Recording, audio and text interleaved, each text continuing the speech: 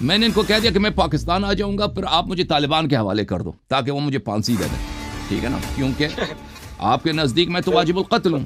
اللہ سے ملاقات کا جو پردہ تھا، پردے کے اندر سے ایک ہاتھ باہر آیا اور اس ہاتھ نے وہ جو انگوٹھی تھی، علیہ السلام کی انگوٹھی تھی،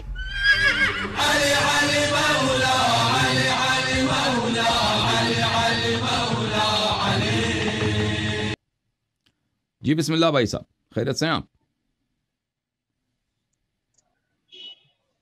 خیریت، السلام علیکم۔ علیکم السلام ورحمۃ اللہ۔ کیا ہے اسم گرامی آپ کا؟ میں نام آپ کو بھول گیا بھائی۔ عقیل، کیا؟ علی؟ عقیل، عقیل بھائی، عقیل بھائی، خیریت سے ہیں؟ ٹھیک ہیں آپ؟ کرم اللہ پاک کا، آپ کیسے ہیں؟ اللہ تعالیٰ کا احسان ہے۔ حکم کریں عقیل بھائی، کیا حکم ہے آپ کا؟ کیا فرمان ہے؟ میرے پاس اس وقت سوال کافی موجود ہیں، ٹھیک ہے، میرے پاس آپ کے لیے سوال کافی موجود ہیں، اور وہ سوال ایسے لوگوں کی طرف سے ہیں جو کہ کچھ عرصہ پہلے جب آپ سوشل میڈیا پر اتنا زیادہ وائرل نہیں تھے یا آپ نے اتنی باتیں لوگوں کو نہیں بتائیں سمجھا، تب تک تو اسی طرح اندھا دھن پیروی پہ تھے، وہ ذاکرین کی ہو جائے، وہ عالم دین کی ہو جائے۔ اب جب انہوں نے آپ سے یہ باتیں ساری سنی ہیں، حقیقت پرستی دیکھی ہے، تو پھر انہوں نے سوال کیے ہیں کہ تھوڑے سے سوال آپ کرو تاکہ ہمارا عقیدہ جو ان سے ہے وہ بالکل خالص اور درست ہو جائے، جو معصومین علیہ السلام کی طرف سے عقیدہ رکھنے کا حکم ہے وہ والا۔ جی جی، یہ سوال میرے پاس موجود ہیں، تو آپ نے ان کا جواب کمپلیٹلی بڑے اچھے طریقے سے دیتے بھی ہیں، بلکہ اور اچھے طریقے سے اس بار سمجھانا بھی ہے۔ تو اس سے پہلے میں آپ سے یہ بات کہنا چاہوں گا کہ جس طرح آپ نے یہ جو عالم دین ہیں، صاحب تقلید، اور جو لوگوں کو صاحب تقلید بنانے کا کہتے ہیں کہ تقلید کر لو، یہ ہو جائے وہ ہو جائے، تو انہوں نے 3 عالم دین تقریباً آپ کے پاس آ چکے ہیں، جو جی 3 صاحب امامہ جو آپ کے پاس تقلید کے مسئلے پر پہنچ چکے تھے، تو انہوں نے جس طرح آپ سے بات کی اور اتنی زیادہ باتیں بنانے کے بعد بھی کوئی ایک حدیث بھی ایسی وہ نہیں لے کر آئے جو تقلید پر امام کے فرامین کو ثابت کرتی ہو۔ تو جی اتنی شکست کھانے کے بعد بھی جو ان کے پیروکاران ہیں وہ اس بات کو ماننے کے لیے تیار نہیں ہیں، وہ نہیں مان ہمارے جو عالم دین ہیں، بلکہ میں تو کہوں گا کہ ظالم دین ہیں، تو وہ ان کو ہار ان کی تسلیم نہیں کر رہے، یعنی کہ وہ بالکل جی مولوی پرستی پہ اترے ہوئے ہیں کہ بس جی جو جی مولوی نے کہہ دیا وہی مان لیا۔ جی جی، تو ایسا کیوں ہے؟ یہ کیا وجوہات ہے؟ اس کی وجہ بہت یہی ہے کہ لوگ دیکھیں، جو جماعت عمریہ بہت سارے نا جو شیعہ نہیں بنتے، ان کے علماء وغیرہ ان کو حق پتہ چل جاتا ہے، وہ ابو بکر عمر کے متعلق وہ خود بھی بات نہیں کرنا چاہتے، ادھر آتے ہیں نا، وہ کہتے ہیں آپ ابو بکر عمر کے اسلام پہ بات کرتے ہیں، وہ بھاگ جاتے ہیں، بات نہیں کرتے۔ ہم نے کتنے چیلنجز دیے آپ کے سامنے، آپ کے سامنے دیے ہیں بھائی۔ اب جی جی پاکستان کے وہ علماء جو شیعوں کو تکفیر کرتے آ رہے ہیں پچھلے 20 سال سے 30 سال سے، نام لے لے کر ان کو اتنا عام سی بات کہ بھائی تم ان کا اسلام ثابت کرو۔ میں نے کہا اس سے بڑا کہ میں شیعہ مذہب کا عرب میں عجم اللہ جانتا ہے، عربوں میں مجھ جیسا کوئی نہیں ہے، یعنی عربی زبان کے علماء میں آپ کا خادم ہوں، میں سب سے گناہ کار ہوں، میں سب سے جاؤں، لیکن مجھ جیسا کہ اس طرح دین کا اس احیاء کیا ہو، تجدید کیا ہو، خدمت کی ہو، اب آپ نہیں جانتے۔ میں عربی زبان میں بہت سالوں تک بہت ایکٹیو تھا، وہ زمانہ یوٹیوب کا نہیں تھا، وہ زمانہ سیٹلائٹ ٹی ویز کا تھا، تو میں نے ان کے منہ کالے کر دیا۔ اسی طرح فارسی زبان میں بھی، فارسی زبان میں دیکھیں جو علماء ہیں آپ کے، جو شیعہ ہیں یا جو مخالفین کے ہیں، ان کے ساتھ میرے بڑے مناظرے ہیں، ان سب کو میں نے شکست دی الحمدللہ، کبھی ایسا نہیں ہوا کہ کسی نے مجھے شکست دی ہو، اور سب مجھ سے بھاگ جاتے ہیں۔ ولایت فقیہ والے بھی مجھ سے بھاگ جاتے ہیں، بڑے بڑے آیت اللہ ان کے، تقلید والے مجھ سے بھاگ جاتے ہیں، اور جماعت عمریہ کے بھی ان کے علماء اور بہت کٹر ٹائپ کے ہیں۔ ایرانی جو آپ کے وہابی ہیں اور عمری ہیں نا، یہ بہت کٹر ہیں، یہ بہت ہی متعصب ہیں اور بہت ہی فراڈی ہیں، اور سعودی عرب نے ان کو اتنے پیسے ان پہ انویسٹ کیا ہے، ان کے پاس بڑے بڑے ٹی وی چینلز ہیں اور بڑے بڑے ادارے ہیں، کیونکہ ان کی اہمیت کی وجہ سے، کیونکہ ایران کے اندر ہے۔ اور اسی طرح اب دیکھتے ہیں کہ اردو میں اور انگلش میں، تو عرض یہ ہے کہ میں نے ان کو کہہ دیا کہ میں پاکستان آ جاؤں گا، پھر آپ مجھے طالبان کے حوالے کر دو تاکہ وہ مجھے پھانسی دے دیں، ٹھیک ہے نا، کیونکہ آپ کے نزدیک میں تو واجب القتل ہوں، کیونکہ میں نے ابو بکر کے متعلق، عائشہ کے متعلق، عمر کے متعلق وہ باتیں کہیں جس کا اگر کوئی سوچ بھی لے تو آپ لوگ اس کو قتل کرتے ہو. تو تم آ کے مجھ سے مناظرہ کرو، اس کا اسلام ثابت کرو ابو بکر عمر کا، تو پھر میں حاضر ہوں. کوئی نہیں آتا بھائی، کوئی نہیں آتا، آپ دیکھ رہے ہیں.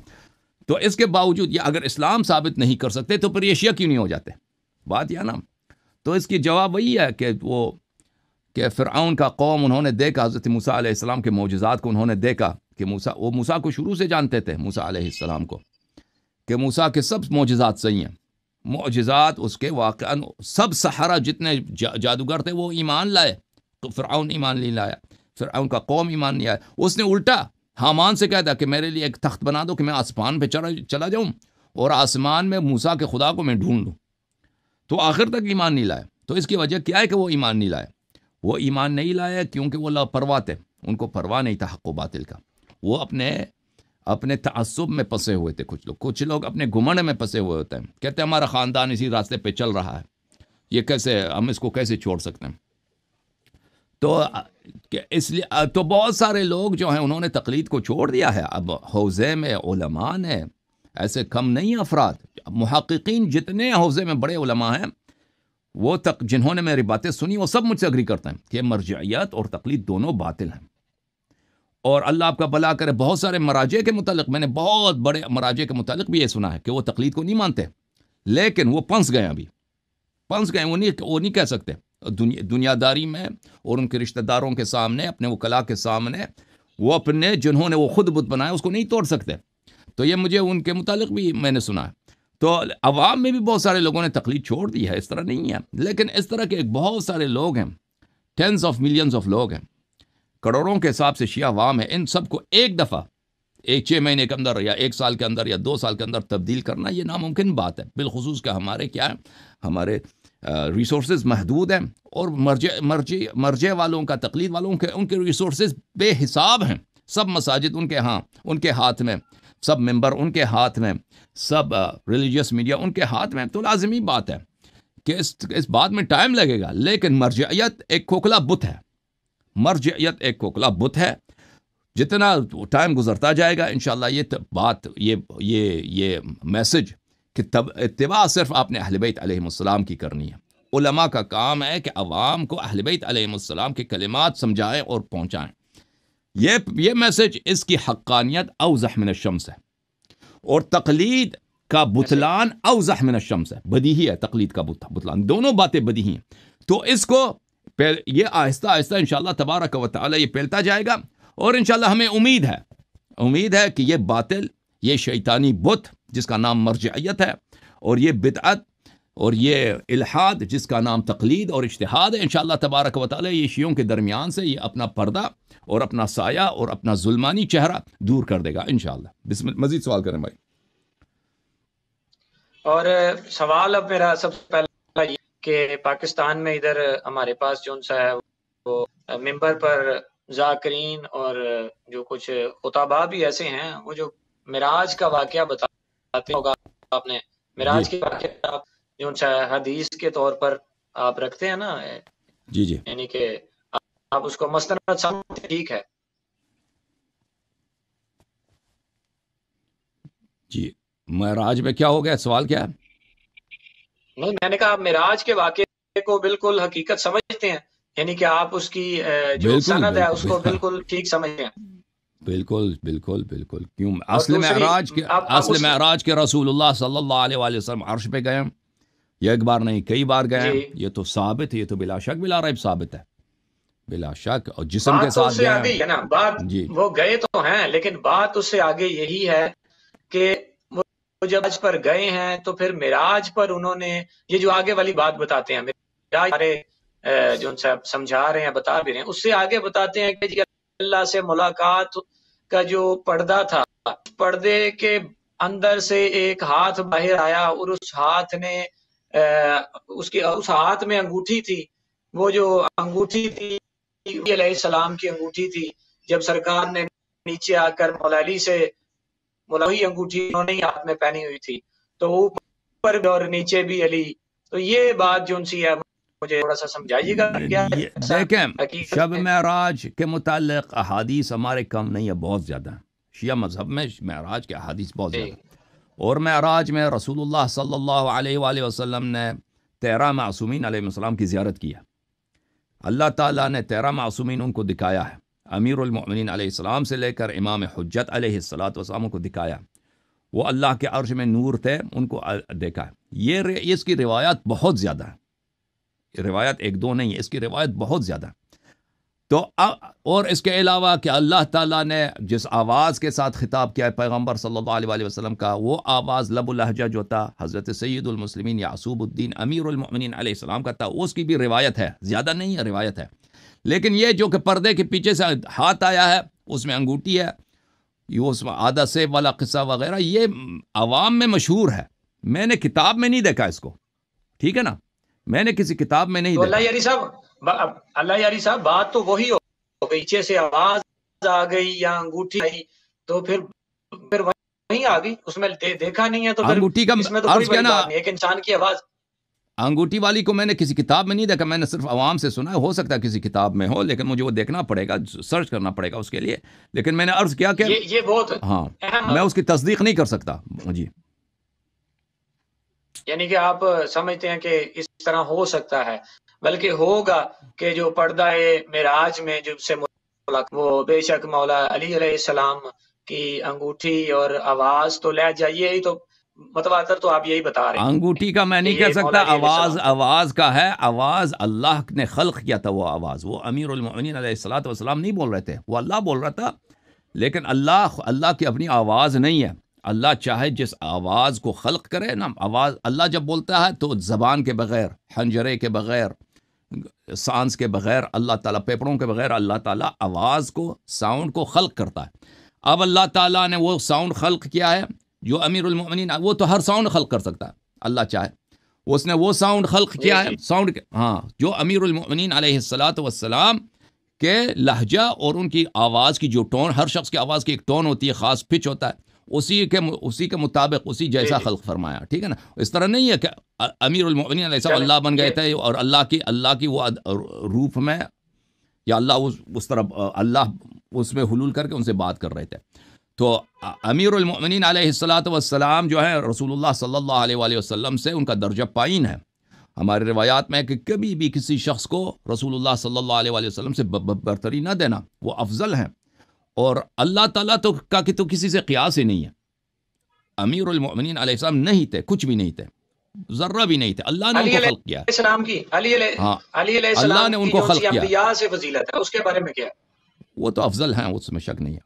اسی افضل کو، وہ اللہ کا مخلوق ہے، اللہ کا محتاج ہے، اللہ اس کو رزق دیتا ہے، اللہ نے اس کو زندگی دیا، اللہ نے اس کو موت دیا ہے، اللہ نے اس سے زندگی چینی ہے، ٹھیک ہے نا۔ وہی جو سب سے افضل ہے، وہ انبیاء سے افضل ہے۔ اللہ تعالیٰ کے سامنے جھکتا تھا، اللہ کے سامنے سجدہ کرتا تھا، گریہ کرتا تھا، اللہ سے رزق مانگتا تھا، روزی مانگتا تھا، اللہ سے استغفار کرتا تھا، سلام اللہ علیہ السلام۔ وہ اللہ کا کیا ہے؟ اللہ کا عبد ہے، اللہ کا اور امیر المؤمنین علیہ السلام کا کوئی کسی چیز کا اللہ سے کوئی قیاس ہے ہی نہیں۔ یہ تو مذہب اسلام کا، دین اسلام کا، مذہب تشیع کا سنگ اول یہی ہے، درس اول یہی ہے کہ اللہ وحدہ لا شریک، خالق کل شیء، اور سب اللہ کے بندے ہیں، سب اللہ کے بندے۔ اب بندوں میں تفاضل ہے، امیر المؤمنین علیہ السلام کا اور رسول اللہ صلی اللہ علیہ وسلم کا دوسروں سے قیاس نہیں ہے۔ جی بات کریں بھائی۔ اور دوسرا سوال میرا یہ ہے کہ بہت ٹاپک اس وقت جو مومنیت ہے، جو کہ اہل تشیع ہیں، ان میں جمعہ جو سا ہے، اس وقت جو جمعہ ہو رہا ہے، جمعے کی نماز ہوتی ہے، تو کچھ اہل تشیع تو یہ کہتے ہیں کہ جی جمعہ تب پڑھنا جب تک امام مہدی علیہ السلام نہیں آئیں گے، جب وہ آئیں گے تو جہاد بھی تبھی ہوگا اور جمعہ بھی تبھی ہوگا۔ تو باقی اہل تقلید جو ان سے ہیں وہ تو الحمدللہ تقریباً کوئی بھی جمعہ ایسا رایہ گاہ نہیں جانے دیتے۔ نہیں، وہ اس طرح نہیں ہے، بتائیے گا کیا ہے اس کے مجتہدین کے درمیان بھی اختلاف ہے کہ جمعہ، یہ بڑا مجتہدین کے درمیان یہ متفق علیہ نہیں ہے کہ جمعہ واجب ہے۔ بعض مجتہدین میں بہت سارے ایسے قائل ہیں کہ جمعہ جو ہے وہ جمعہ پڑھنا حرام ہے، اور مجتہدین میں ایسے قائل ہیں کہ جمعہ پڑھنا جو ہے وہ واجب اختیاری ہے۔ بعض کہتے ہیں کہ اگر اس کے شرائط بن جائے تو پڑھنا اس کا واجب بن جاتا ہے. تو اس کے مجتہدین کے ہاں یہ مسئلہ اتفاقی نہیں ہے، اختلافی ہے. اب جہاد کا اس سے کوئی تعلق ہی نہیں ہے. جہاد کا مسئلہ وہ تو شیعہ میں اجماعی ہے کہ جب تک امام عصر علیہ الصلاۃ والسلام نہیں آتے جہاد نہیں ہے، مگر یہ کہ جہاد دفاعی ہو، کہ مگر کوئی شخص آپ کے گھر پہ گھس گیا، وہ آپ کو قتل کرنا چاہتا ہے، اس کو نکالنے کے لیے ڈنڈا آپ لے کے اس کو ماریں، یا کوئی مثلا مسلمانوں کو قتل کرنا چاہتا ہے، مسلمانوں کے شہر پہ قبضہ کر ان کے وہ بھی اس لیے کہ اس کے دین کو چینج کرے. اگر کوئی کافر آتا ہے ویسے قبضہ کرنے کے لیے، وہ آپ کے دین سے اس کو کام نہیں، اس کے خلاف بھی جہاد واجب نہیں ہے. اچھا، اس کے روایات وغیرہ موجود ہیں. اب آپ کے جو مجتہد وغیرہ جو روشن خیال قسم کے جو حدیث وغیرہ کو نہیں دیکھتے، روایات کو نہیں دیکھتے، اسلام نہیں دیکھتے کہ اسلام کیا کہتا ہے، وہ اپنی سوچ سے یہ کیسے ہو سکتا ہے، یہ دین کا کوئی کام نہیں ہے بھائی، یہ کیسے ہو سکتا ہے. یہ آپ کا قیاس ہے، یہ آپ کا استحسان ہے. استحسان کا مطلب یہ ہے کہ مجھے کوئی چیز اچھا لگے نا، وہ میں کہہ دوں یہ واجب ہے. یہ کیسے ہو سکتا ہے؟ یعنی اللہ نے اس کو ایسا کیوں کیا؟ اللہ سے کوئی سوال نہیں کر سکتا کہ تو نے ایسا کیوں واجب بنایا. اللہ چاہے مثلا نماز کو 2 رکعت بنا دے، چاہے 4 رکعت بنائے، چاہے 10 رکعت بنائے، چاہے 50 رکعت نہ بنائے، وہ اللہ کے ہاتھ میں. رمضان کو چاہے روزہ واجب بنائے، شعبان کو مستحب بنائے، وہ یہ کیسے ہو سکتا ہے؟ یہ کیسے ہو سکتا ہے؟ یہ جاہل لوگوں، کافر لوگوں کا، جن کا دین سے معرفت نہیں، اہل بیت علیہ السلام کے مذہب سے معرفت نہیں، ان لوگوں کا کام ہے. تو کہنے کا مقصد یہ ہے کہ اس کا آپ جہاد سے قیاس نہیں کر سکتے. جہاد کے متعلق تو نصوص واضح ہیں. جہاں تک جمعے کا تعلق ہے میرے عزیز، اس کے متعلق کبھی انشاءاللہ تبارک و تعالی ہم اسپیچ دیں گے. تو اسپیچ جب دیں گے تو انشاءاللہ تبارک و تعالی وہ واضح ہو جائے گا، کیونکہ اس میں یہ ایسا مسئلہ ہے کہ اس کو اس اختصار کے ساتھ نہیں بیان کر سکتا. اوکے. اور ایک سوال اب سنیے گا کہ پاکستان پتہ ہے کہ عزاداری کے لیے لوگ بہت متے ہیں، سارا سال اپنے رزق حلال میں سے، محنت کے پیسوں میں سے جمع کر کے، تو سال بعد وہ عزاداری مظلوم کربلا جو ان سے برپا کرتے ہیں، اور عقیدہ رکھتے ہیں کہ یہ جو عزاداری ہے یہ ہم پر ایسے ہی واجب ہے جیسے کہ دوسرا نماز روزہ اللہ نے ہم پر واجب کیے ہیں. تو عزاداری بھی ایسے ہی ہے. اب ایک مومن جو ان سے ہے، رزق حلال میں سے پیسے اکٹھے کر کے وہ سال بعد مجلس کرواتا ہے، تو پاکستان ہے جو ذاکر وغیرہ ہیں وہ تو ممبر پر غلو شرک کھلے عام پڑھتے ہیں، بولتے ہیں. تو اب ایسے حالات کے اندر ایک مومن جب مجلس کرواتا ہے رزق حلال کی، کوئی کوئی نعوذ باللہ مولا علی کو خدا گیا ہے، کوئی گانوں پر قصیدے پڑھ جاتا ہے، یا اس طرح کی کوئی بھی باتیں کہہ جاتا ہے، تو اس میں اس غریب کا قصور ہے جو محنت مزدوری کے پیسے اکٹھے کر کے رزق حلال اکٹھا کر کے کروا رہا ہے، اس کا کیا قصور ہے؟ وہ کیا کرے؟ اس کا کیا بچے کیسے ان ساری چیزوں میں سے؟ دیکھیں وہ تو دیکھیں جو نماز روزہ وغیرہ تو واجب ہے، مجلس بھی دیکھیں کیونکہ اہل بیت علیہم الصلاۃ والسلام کا حق ہے، ان کی مودت کا حق ہے، ان کے غم میں شریک ہونا، یہ تو تشیع کا نام ہی یہی ہے. اور پھر اہل بیت علیہم الصلاۃ والسلام سے کہ یہ کوئی مجلس کرے یا مجلس کی خدمت کرے یا مجلس میں شریک ہو یا مجلس میں جا کے روئے یا جو رلائے اہل بیت علیہم السلام کے باتوں کو بیان کرے، تو اس کا ثواب جو ہے اس کا کوئی خیال، اس کا کوئی حساب ہی نہیں کر سکتا. اگر انسان کی آنکھ کا ایک قطرہ اشک کا جہنم میں پھینکا جائے جو امام حسین علیہ السلام کے غم میں ہوتا ہے، تو وہ پورے جہنم کو ٹھنڈا بنا لیتا ہے، پورے جہنم، سب جہنم کا آگ بجھ جاتا ہے. تو یہ جو امام حسین صلوات اللہ علیہ اور ائمہ اطہار علیہم الصلاۃ والسلام کے مجالس کا ثواب ہے، اس کا کوئی شخص سوچ بھی نہیں سکتا کہ اس کا اجر کتنا ہے. لیکن وہ مجالس جس میں کفریات نہ بکی جاتی ہوں، اگر کفریات بکی جاتی ہیں تو اس میں شرکت کرنا حرام ہے. ایسے مجالس جس میں آپ اہل بیت علیہم الصلاۃ والسلام کی مذہب کا احیاء نہیں کر رہے بلکہ اہل بیت علیہم السلام کی مذہب کو آپ مار رہے ہیں، اس میں اہل بیت علیہم السلام دیکھیں مجلس یہ ہوتا ہے کہ مجلس آپ کو اب تو ایران میں، پاکستان میں، عرب میں 99% مجالس باطل ہیں، کیونکہ وہ اس میں خیالات کا اظہار ہوتا ہے، رائے کا اظہار ہوتا ہے. وہ یہ نہیں ہے کہ اہل بیت علیہ السلام نے یہ فرمایا. مجلس یہ ہونا چاہیے کہ بھئی یہ تمہارے مولا کا فرمان یہ ہے، یہ اس کا ترجمہ، یہ اس کا شرح، یہ اس کا ترجمہ، یہ اس کا شرح، یہ اس کا ترجمہ، یہ اس کا شرح. اہل بیت علیہم الصلاۃ والسلام کی باتوں کو، چاہے وہ فضائل میں ہو، چاہے مسائل امامت میں ہو، چاہے مسائل تفسیر میں ہو یا مسائل تاریخ میں ہو، اصول میں، فروع میں آپ کی خدمت پیش کیا جائے، اور پھر آپ کو رلایا جائے، ان کے مصائب یاد کیا جائے، اس میں اشعار پڑھے جائیں، قصائد پڑھے جائیں. تو اس اہل بیت علیہ السلام کی روایات میں مجلس کا یہ ڈھانچہ ہے. مجلس کا یہ فرمان ہے. اب اگر لیکن اس کے برعکس اگر ایسی چیزیں آپ بیان کریں جو باطل ہیں وہاں پہ بیٹھنا حرام ہوتا ہے. اس کتاب اصول کافی میں ایک باب ہے پورا کہ اہل بدعت کے مجالس میں بیٹھنا حرام ہے, بیٹھنا ہی حرام ہے. تو دیکھیں لیکن اب جو مجالس جو لوگ کرتے ہیں ان کو تو پتہ نہیں ہوتا کہ یہ بدعت ہے, ٹھیک ہے نا, تو وہ اپنی نیت سے, غریب آدمی مثلا وہ اپنی نیت سے اس نے پیسے لگا دیے کہ میں یہاں پہ مجلس کا اہتمام کرتا ہوں, تو اگر اس کی نیت صاف ہے تو ہو سکتا ہے اللہ تعالیٰ, میں نہیں کہتا کہ حتماً اس کو اجر ملے گا, ہو سکتا ہے اللہ اس کو اجر دے دے, ہو سکتا ہے اس کو اجر نہ ملے.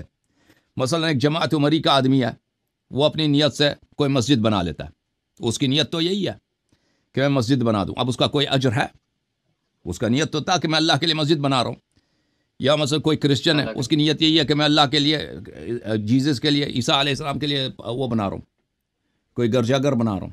اس کا اجر ہے, اس کا بعید ہے کوئی اجر ہو ان کاموں کا, اگر وہ اہل بیت علیہ السلام کے راستے میں نہیں ہے. ہو سکتا ہے اللہ تعالیٰ تفضل کرے امام حسین علیہ السلام کے صدقے پر, کوئی اس کا مستحق نہیں ہے. تو اگر اس طرح کے کاموں میں دیکھیں, کاموں میں کوئی مستحق نہیں ہے کہ واقعا استحقاق ہے, حق بنتا ہے کہ اللہ اس کو دے دے, ٹھیک ہے نا, کیونکہ اس کا کام ہی غلط ہے بھائی. مثلا یہاں پہ ایک نبی ہے, ٹھیک ہے نا, ایک نبی ہے, میں سمجھتا ہوں یہ اللہ کا, یہ کافر ہے, یہ نبی ہے, میں سمجھ گیا کہ کافر ہے, میں نے تلوار یا فرض کریں ایک کافر ہے یہاں پہ, میں سمجھتا ہوں یہ نبی ہے, ایک کافر یہاں پہ بیٹھا, میں سمجھتا ہوں یہ نبی ہے, میں نے اس کی بہت تعریف کیا, میں نے اس کی بڑی خدمت کیا, اس کا کوئی اجر ملے گا مجھے؟ ٹھیک ہے نا, میری نیت تو یہی ہے کہ یہ آدمی نبی ہے یا یہ آدمی مثلا کوئی ولی ہے, میں نے اس کی خدمت کی ہے, لیکن وہ ہے ہی کافر دنیا کا سب سے, میں نہیں سمجھتا اس کا کوئی اجر استحقاق نہیں ہے.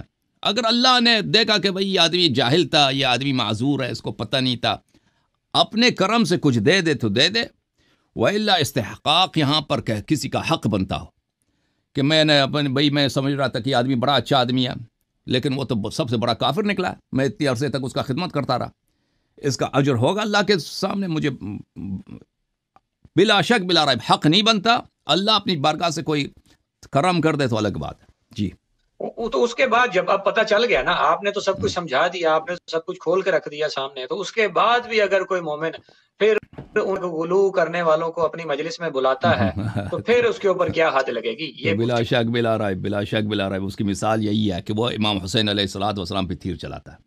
وہ وہی ہے جو علی اصغر علیہ السلام کے گلے پر تیر چلا رہا ہے. بالکل بالکل. دیکھیں جو برا عالم ہے وہ شمر سے بدتر ہے, شمر سے بدتر ہے, وہ عمر ابن سعد سے بدتر ہے.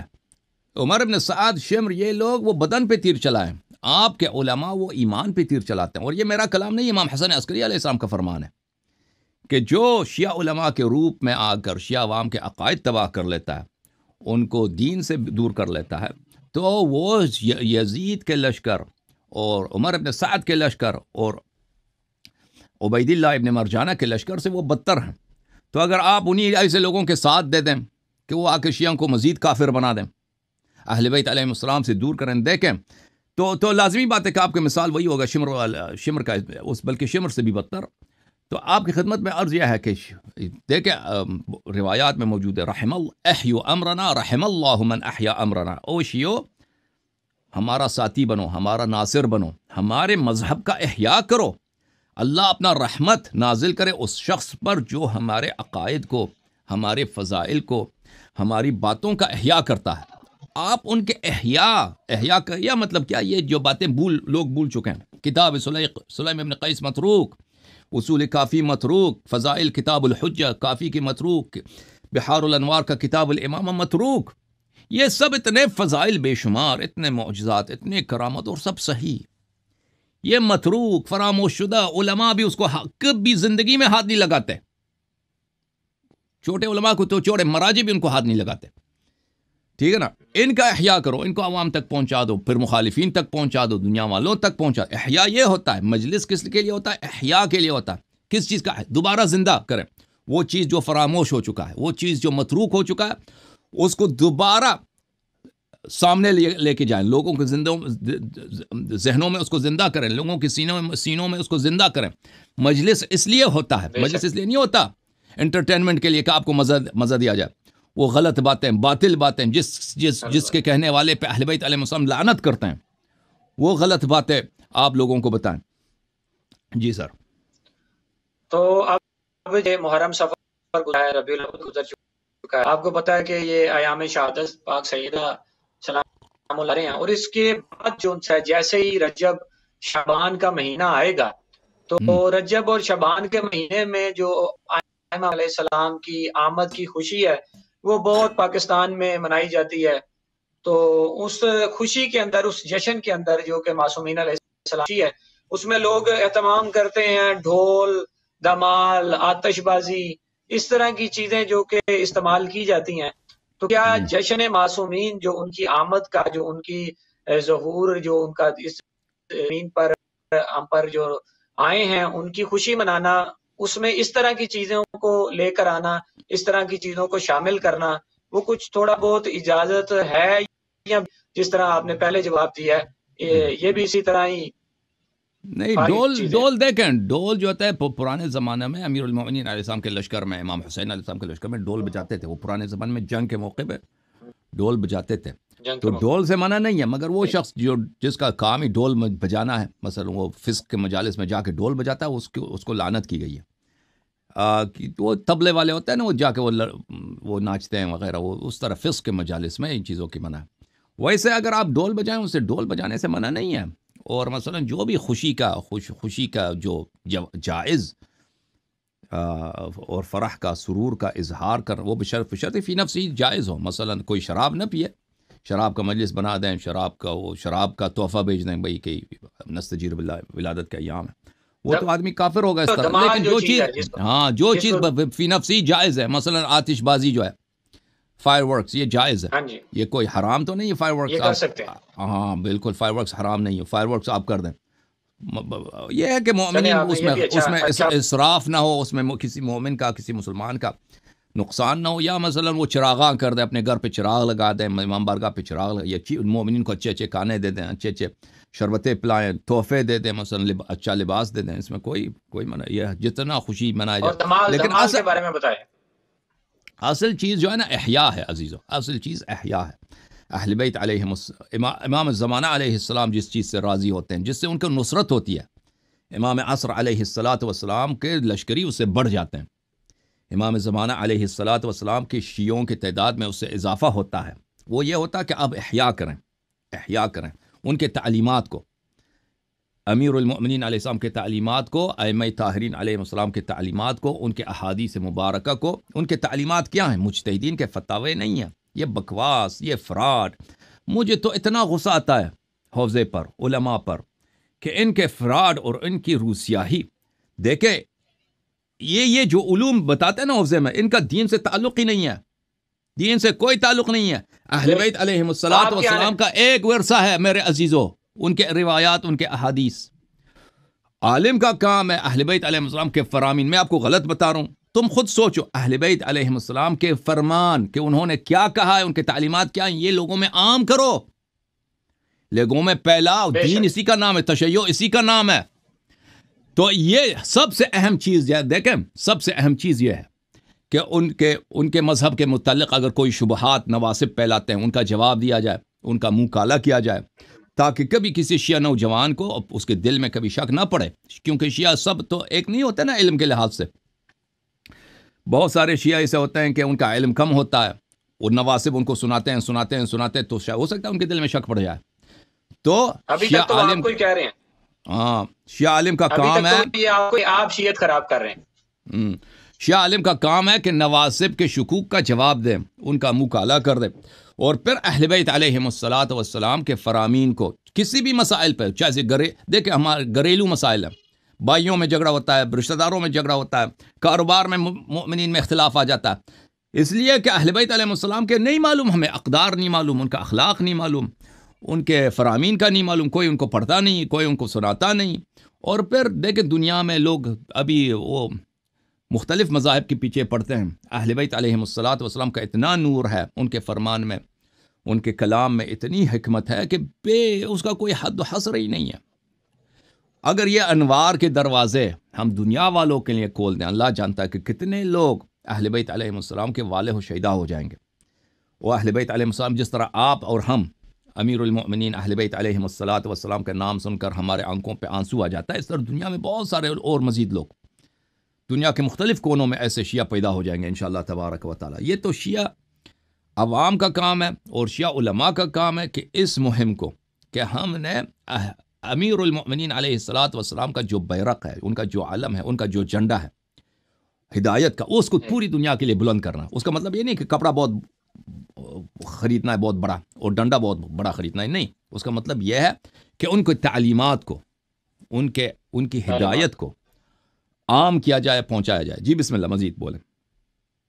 اور یہ ایک بات بتائیے، شعر و شاعری کے بارے میں آپ کا کیا؟ تو شعر و شاعری سے اہل بیت علیہ الصلوۃ والسلام نے منع فرمایا نا، وہ شعر و شاعری جو ہے اس کی زیادہ ان کی تعریف میں کی گئی۔ ہاں ابھی بتا رہا ہوں، ہاں ان کی جو دیکھیں وہ ان کی اتنی تعریف شعر و شاعری کی اتنی زیادہ نہیں ہے، مدح نہیں ہے، اور ماہ رمضان میں تو اس کی منع ہے، رات کو بھی شعر و شاعری پڑھنے کی منع ہے۔ اہل بیت علیہ الصلوۃ والسلام کے مصائب میں اور ان کے فضائل میں اگر شعر بالخصوص مصائب میں پڑھے جائیں اس کی اجازت ہے، باقیہ وہ شعر و شاعری سے اتنی شعر و شاعری کی طرف اتنی رغبت نہیں ہے روایات میں۔ جی یعنی کہ وہ اتنا زیادہ اہمیت کا عامل نہیں ہے کہ اس کی طرف اتنی نہیں، شعر و شاعری قرآن مجید ہے، والشعراء یتبعہم الغاوون، شعراء کا اتباع کون کرتا ہے؟ گمراہ لوگ، یہ قرآن کی آیت ہے۔ اور اہل بیت علیہ السلام کی حدیث ہے کہ ماہ رمضان میں شعر نہیں پڑھنی چاہیے۔ راوی پوچھتا ہے کہ چاہے آپ کی تعریف میں ہو، تو امام علیہ السلام نے فرمایا چاہے ہماری تعریف میں بھی ہو تو شعر سے اجتناب کرو ماہ رمضان میں، مجھے اس طرح یاد پڑتا ہے۔ جی اور مجھے یہ بتائیے گا کہ نہج الاسرار ہے، میں نے پچھلی بار آپ سے سوال کیا تھا کہ مولا رزق دیتے ہیں، مولا جو ہے وہ کیا کیا ہیں، تو نہج الاسرار ساری چیزیں لکھی ہوئی ہیں۔ مجھے باقاعدہ کسی نے یہ خود بولا کہ یار یہ جو انہوں نے تمہیں جواب دیا ہے تو انہی سے شیخ صاحب سے یہ پوچھ لینا تھا کہ یہ ساری چیزیں تو نہج الاسرار میں لکھی ہوئی ہیں، مولا کے خطبے ہیں، تو اب نہج الاسرار کو جو ہے وہ ہم کیا یہ آپ کے مزید یہ جو مزید موجودہ دور کے علماء ہیں نا، ادھر سے یہ کاپی پیسٹ بہت آسان ہو گیا، اب ادھر ادھر سے کاپی پیسٹ کر کے وہ کتاب نام، اگر بھی کتاب نام رکھ کے اس کو چھاپ دو، نہج الاسرار۔ یہ کوئی کتاب نہیں ہے بھائی، یہ نہج الاسرار کوئی کتاب ہے ہی نہیں ہے، یعنی کہ اس کا کوئی وجود نہیں ہے۔ ہوگا کوئی کتاب ہوگا، کسی ہندوستانی پاکستانی کسی مولوی نے لکھا ہو، یہ مصادر میں سے نہیں ہے، یہ مصادر حدیث میں سے نہیں ہے، یہ اشیاء عوام کے لیے۔ ایسے بہت سارے لوگ ہیں، بہت سارے لوگ ہیں، مثلا ایکتا مولوی ایران میں، اس نے کتاب لکھا میزان الحکمہ، شیعہ عمری روایات کو ملا کر وہ سارا کاپی پیسٹ ہے، کاپی پیسٹ اس نے کر دیا میزان، وہ بڑا مشہور بھی ہو گیا اسی میں، حالانکہ وہ نہایت وہ جاہل ٹائپ کا آدمی تھا، محمدی شہری لعنت اللہ علیہ، اور نہایت ہی قاتل آدمی، اس نے کتنے بے گناہ لوگوں کو مار دیا تھا۔ اب یہ شیعہ مولوی تو جانتے نہیں ہیں، شیعہ مولوی کو کیا معلوم؟ شیعہ مولوی آپ کے پاکستان ہندوستان کے شیعہ مولوی اکثر یہ 99% زامبیز ہیں، یہ برین واشڈ ہیں، ان کا جو ہے نا یہاں پہ کچھ بھی نہیں ہے، اب اپ سٹیئرز ان کا اب آخر پر ان کا کچھ بھی نہیں ہے، یہ لوگ روباٹ کی طرح، ان کی سافٹ ویئر وہاں پہ انسٹال ہو چکا ہے باہر سے، ان کو کیا معلوم دین کیا ہوتا ہے؟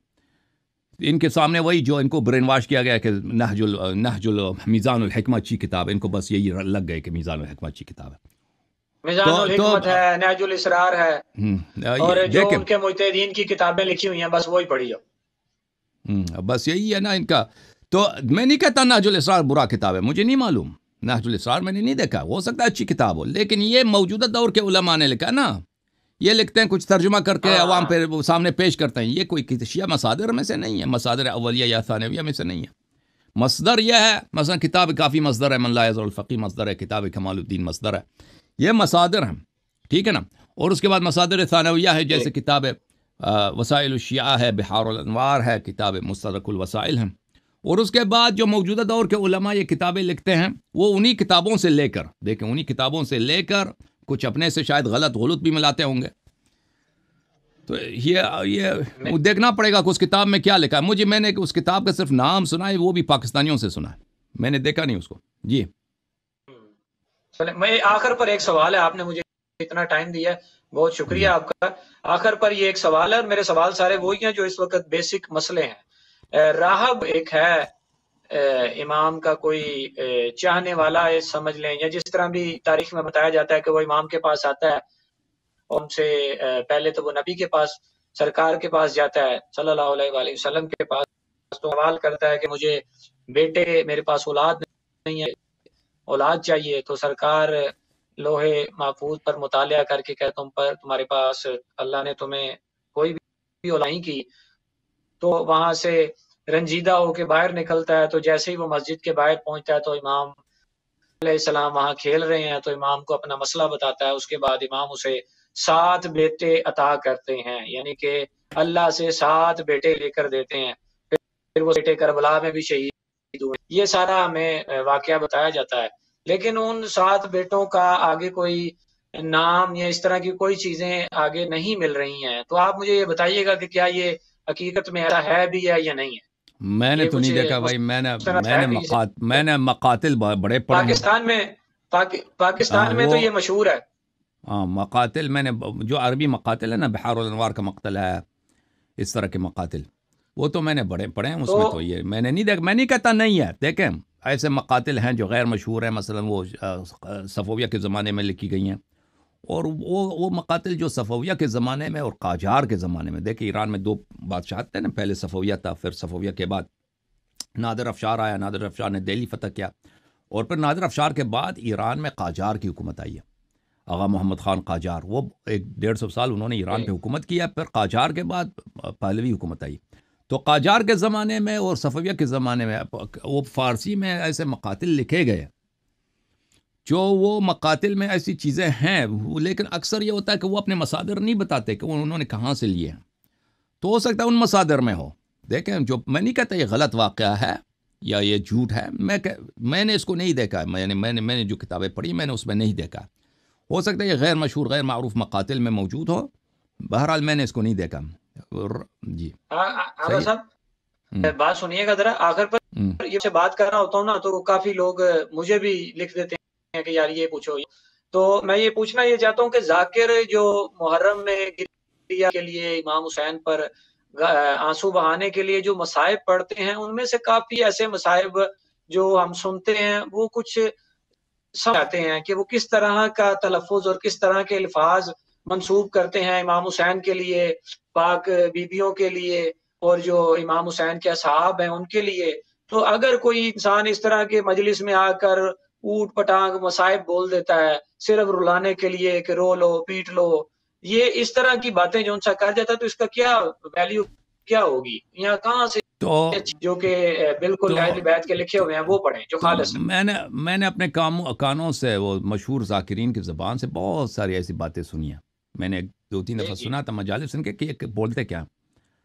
تو ایسے مصائب کے وہ کسی کتاب میں نہیں ہے، ٹھیک ہے نا، شاید وہ یہ کہتے ہیں کہ جھوٹ آپ شاید میرے خیال میں وہ یہی سوچتے ہوں گے اپنے درمیان اپنے آپس میں کہ آپ مصائب میں جھوٹ بول سکتے ہیں، شاید ہو سکتا ہے، دیکھیں مصائب ہے کوئی، آپ سن لینا ابھی ایسی کوئی اجازت ہے مصائب، دیکھیں مصائب بعض مصائب جو مقاتل میں موجود ہیں وہ مصائب کم نہیں ہیں، وہ بڑے دل خراش ہیں، اور بعض مصائب ایسے ہیں جو زبان حال ہیں، مثلا آپ وہ کہہ سکتے ہیں کہ امام بی بی سلام اللہ علیہ نے اس طرح کہی ہوگی، انہوں نے اس طرح دیکھا ہوگا اپنے آنکھوں کے سامنے سے تصویر کشی، یہ جھوٹ نہیں ہے اگر کوئی کہہ دے کہ شاید بی بی سلام اللہ علیہ نے خیمے سے باہر جھانک کے دیکھا، ان کو یہ منظر نظر آیا، ٹھیک ہے نا، یہ غلط نہیں ہے کیونکہ یہ ممکن ہے اس طرح انہوں نے دیکھا، لیکن اگر وہ کوئی ایسا واقعہ پہ بنا کے اس طرح پیش کرتا کس طرح واقعہ پیش آیا ہے اور اس کو علم نہیں ہے تو یہ حرام ہے، اگر علم نہیں ہے کسی مقتل میں نہیں دیکھا، اکبر، تو پاکستان میں آغا صاحب سب کچھ کیا جا رہا ہے، پاکستان میں تو سب کچھ قیاس، ہاں بالکل امام سجاد علیہ السلام نے یہ کیا، امام سجاد علیہ السلام نے یہ کیا، امام حسین علیہ السلام نے یہ کیا، بھئی اگر وہ کسی کتاب میں، آپ کسی بھی شخص کے لیے آپ جھوٹ نہیں بول سکتے، جھوٹ بولنا حرام ہے، بالخصوص پھر اس کا پیغمبر کے لیے، امام کے لیے، سن لیں میری بات، آپ سن لیں نا، بات کرنے دیں، تو یہ کسی بھی شخص کے لیے آپ جھوٹ نہیں بنا سکتے، آپ پھر سن لیں، آپ پلیز سن لو، جواب بات کرنے دو، تو آپ کسی بھی عرض یہ ہے آپ جھوٹ نہیں بنا سکتے، عرض یہ ہے کہ آپ یہ کہہ سکتے ہیں کہ ہو جی سکتا ہے امام علیہ السلام یا فلان شاعر نے اس طرح خاکر پیش کیا، وہ بالکل صحیح ہے. یا بی بی سلام اللہ علیہا کا زبان حال یہ ہوگا، ان کی دل کی حالت یہ ہوگی کہ یہ جملے ان کے زبان سے نکلے ہوں گے. اس طرح آپ کہہ سکتے ہیں، اور اس میں بڑی بہت ہی یعنی اس مصیبت اتنا عظیم ہے کہ اس کے حق میں جتنا رویا جائے وہ کم ہے. انسان جتنا اپنے آپ کو مارے پیٹے، سینہ خراش کرے، سر خراش کرے، بال کھینچ لے، وہ اس میں اس کا حق ادا نہیں ہوتا، بلا شک بلا رائب. لیکن کسی کو جھوٹ بولنے کا حق نہیں ہے. تو اور یہ اس کا مطلب یہ نہیں ہے کہ مصائب کی کمی ہے، مصائب کی کوئی انتہا ہی نہیں ہے، لیکن جھوٹ بولنے کی ضرورت نہیں ہے، اور جھوٹ بولنا حرام ہے. اور عوام کے لیے چاہیے کہ وہ ایسے جھوٹے مصائب کو نہ سنیں، اور سچی باتیں دیکھیں. سچی باتوں میں اتنا انسان کو رونا آتا ہے، اتنا انسان کو گریہ کرنا، اتنا مثلا اشعار ہیں، مراثی ہیں، نوحے ہیں کہ ان کو سن کے انسان کو اتنا گریہ آتا ہے کہ انسان گریہ سے بے ہوش ہو جاتا ہے، بے حال ہو جاتا ہے. تو جھوٹ بولنے کی نہیں ہے. عوام کو ایسے ذاکرین سے پہلے شرط کریں کہ بھئی آپ سچی احادیث پڑھیں. اب جو مجلس کا جو بانی ہے نا، اس میں کوئی عیب نہیں ہے کہ آپ وہی مصیبت پڑھیں جو آپ نے پچھلے سال پڑھی ہے. کوئی ضروری نہیں ہے کہ آپ یہ کیا فیشن ہے کہ بھئی ایسا مصائب سنا دیں جو پہلے کسی نے سنایا ہی نہیں ہے، یعنی جھوٹی بات. یہ کوئی ضروری نہیں ہے کہ آپ ایسی مصائب سنا دیں جس نے کبھی کسی نے وہ مصیبت سنی نہیں آپ آج سے پہلے. کوئی بات نہیں، وہی مصیبت جو آپ نے آج سنایا اگلے سال بھی سنایا، اگلے سال بشرط کہ وہ صحیح ہو. کوئی بات نہیں ہے. اللہ کو سچ پسند ہے. اہل بیت علیہ السلام بھی آپ سے سچ مانگتے ہیں. اہل بیت علیہ السلام پہ تہمت لگانے والا، جھوٹ باندھنے والا، وہ اللہ اہل بیت علیہ السلام کا دشمن ہوتا ہے. اوکے میرے عزیز، میرے بھائی، بہت مہربانی آپ کی. اللہ آپ کو جزائے خیر. بہت شکریہ. خدا حافظ. خدا حافظ. خدا حافظ. سلامت رہیں.